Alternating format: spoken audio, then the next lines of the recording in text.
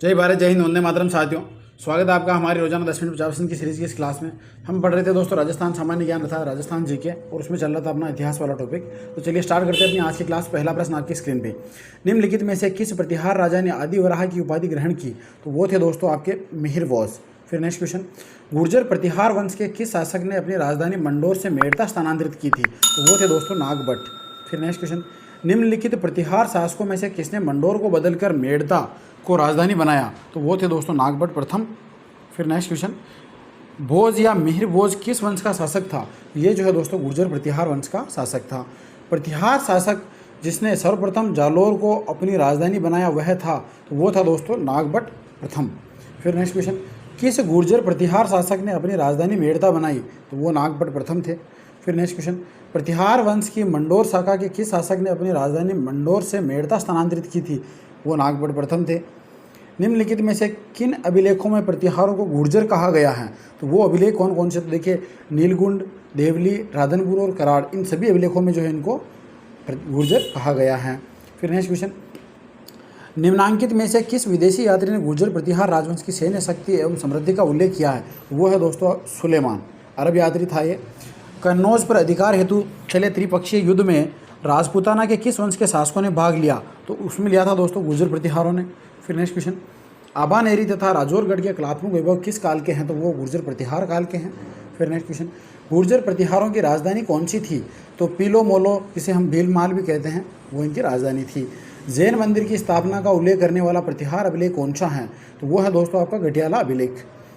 ग्वालियर अभिलेख में मलेच्छों का नाशक किसे कहा गया है? तो नागभट्ट को जो है मलेच्छों का नाशक कहा गया है। राजस्थान में प्रतिहार वंश के संस्थापक हरिश्चंद्र की राजधानी थी, तो उनकी राजधानी थी दोस्तों मंडोर। ओसिया के मंदिर हैं, तो ओसिया के मंदिर जो है दोस्तों गुर्जर प्रतिहार कालीन मंदिर हैं। फिर नेक्स्ट क्वेश्चन, मंडोर के प्रतिहार माने जाते हैं? तो मंडोर के प्रतिहार जो है दोस्तों ब्राह्मण माने जाते हैं। इतिहासकार आरसी मजूमदार के अनुसार गुर्जर प्रतिहारों ने कितनी शताब्दी तक अरब आक्रमणकारियों के लिए बाधक का काम किया? तो इन्होंने जो है दोस्तों 6ठी से 11वीं शताब्दी तक अरब आक्रमणकारियों के लिए बाधक का काम किया। नागभट्ट प्रथम निम्नलिखित में से किस राजवंश से संबंधित हैं? ये जो है दोस्तों गुर्जर प्रतिहार राजवंश से संबंधित हैं।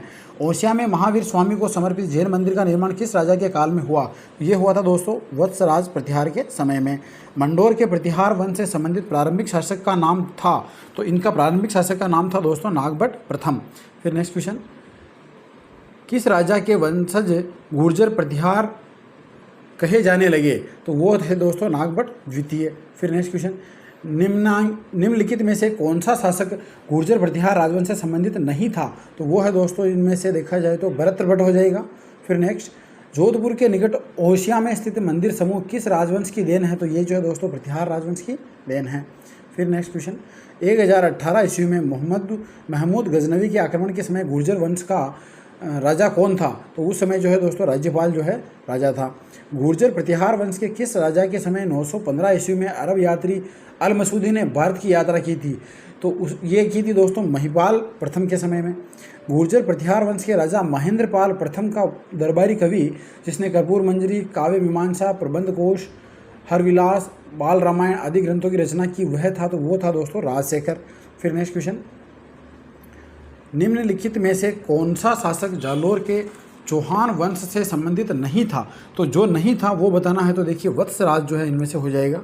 फिर नेक्स्ट क्वेश्चन, आना सागर झील का निर्माण किनके द्वारा करवाया गया? तो आना सागर झील का निर्माण जो है दोस्तों अन्ना जी ने करवाया था, जिन्हें हम अर्णोराज भी कहते हैं। इनमें से किस वर्ष में तराइन का प्रथम युद्ध लड़ा गया था? तो तराइन का प्रथम युद्ध जो दोस्तों 1191 ईस्वी में हुआ था।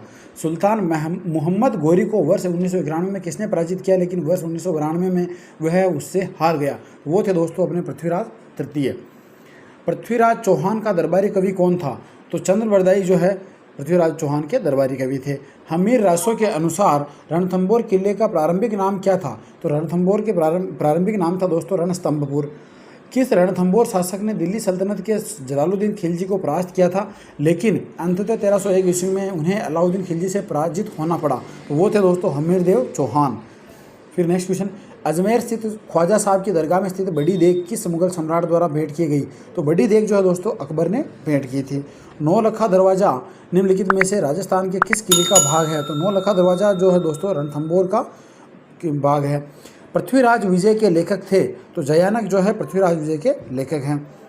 निम्नलिखित में से कौन सा स्रोत चाहमान काल के इतिहास की जानकारी नहीं देता है? तो पृथ्वीराज विजय, पृथ्वीराज रासव, जुलियस अभिलेख और घटियाला अभिलेख जो है इसकी जानकारी हमें नहीं देता है।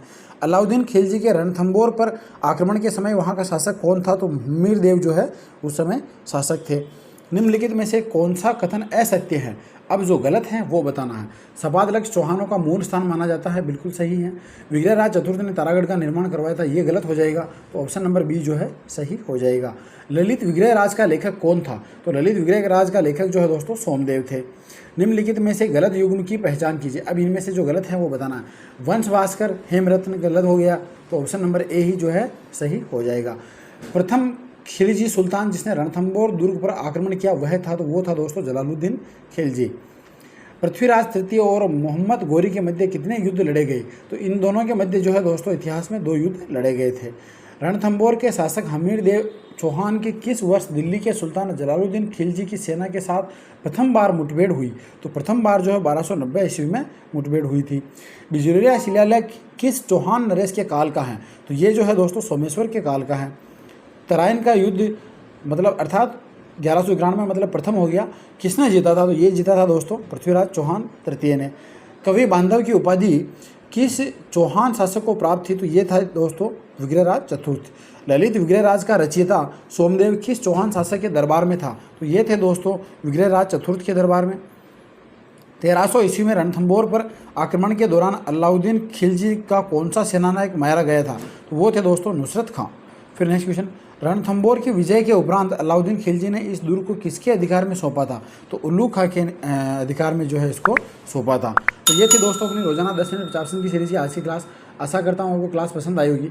अगर क्लास अच्छी लगी हो तो लाइक, शेयर और सब्सक्राइब जरूर करें। धन्यवाद।